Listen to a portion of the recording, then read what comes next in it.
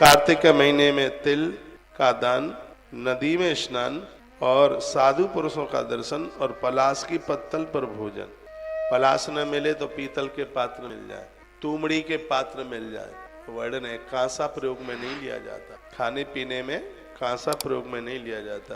कार्तिक के महीने में शहद नहीं खाया जाता, न पता हो तो सुन। औषधि भी लेते हैं, दवाई लेते हैं तो बात अलग है, नहीं तो कार्तिक के महीने में मधु को छोड़ा गया है। कार्तिक में मौन होकर के जो भोजन करता है, प्रसाद लेता है, भोजन उसके लिए अमृत बन जाता है।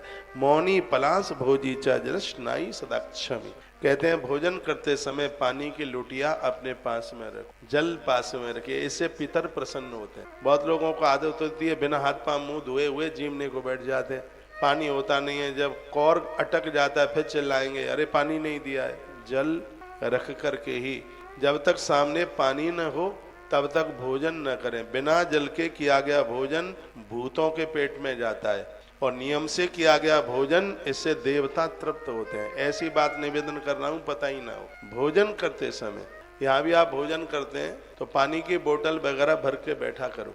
जल पानी तो वहाँ है ही। इनको मैंने 2 4 5 बार बोला है कि भोजन परोसते समय पानी की भी दुरुस्त व्यवस्था रखो। कल मैं वहाँ देख भी रहा था कि मुझे वहाँ कहीं पानी वगैरह दिखा नहीं है। कार्यकर्ता लोग मेरी आवाज सुन पा रहे हो तो ध्यान से सुने इस बात को, ठीक है। बहुतों के हाथ में पानी होता है, बोतल लेके आते हैं, लेकिन ऐसे भी तो जन होते हैं जिनको पानी की व्यवस्था नहीं है, जल की व्यवस्था नहीं है। भोजन करते समय पानी पास में जरूर होना चाहिए, 100% होना चाहिए।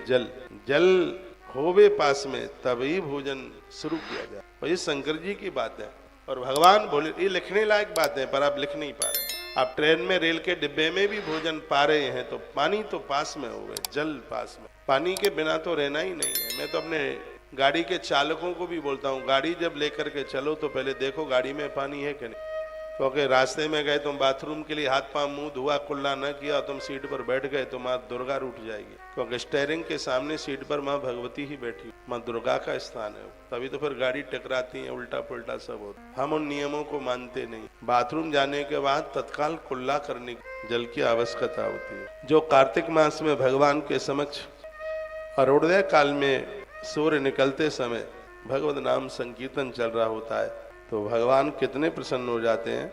अब ये सुन लो, प्रातः जब आप नहाकर तुलसी मैया के पास आते हैं, जो गीत गाते हैं ना, जो भगवान का नाम लेते हैं, भगवान शंकर कहते हैं ऐसा करने से कार्तिक 1000 गऊओं के दान करने का फल प्राप्त हो जाता है। 42 नंबर के श्लोक में कहा है, 42 नंबर का श्लोक है और मैं बोले देता हूँ।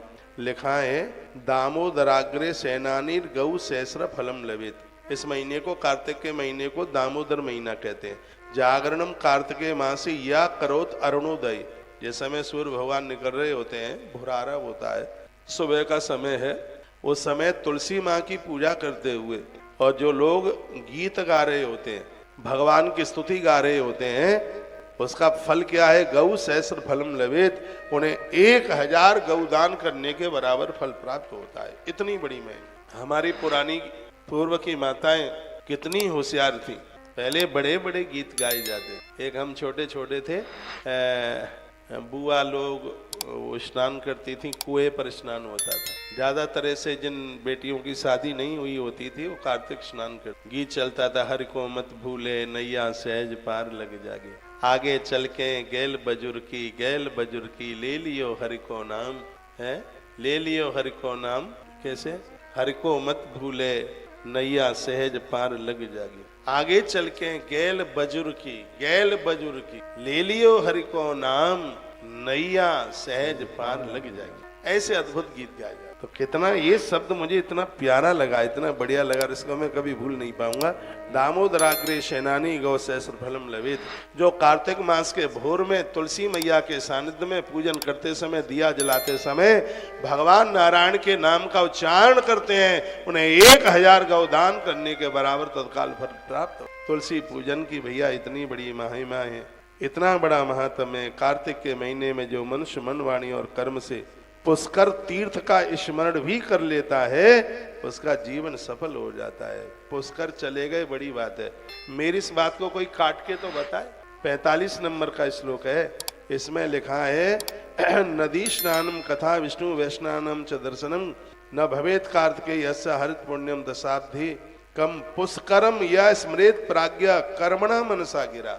लिखा है कि मन से यदि कोई पुष्कर तीर्थ का स्मरण भी कर लेता है, इतने पर भी उसके संपूर्ण पाप जल करके खाक हो जाते हैं।